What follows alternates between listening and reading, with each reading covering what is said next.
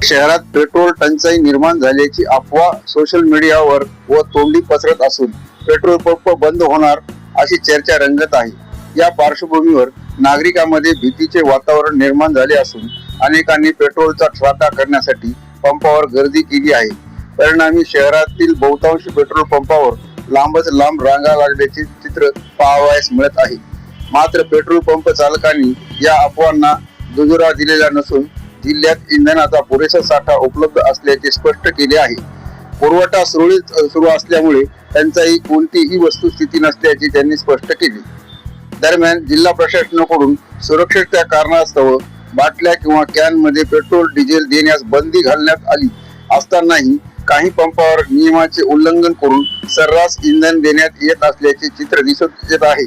प्रशासनाने नागरिकांना अफवावर विश्वास न ठेवता शांतता राखण्याचे आवाहन केले असून अनावश्यक साठेबाजी टाळावी असेही सांगितले आहे। तसेच नियमाचे उल्लंघन करणाऱ्या पंपावर कारवाई करण्याचे संकेत दिले आहेत।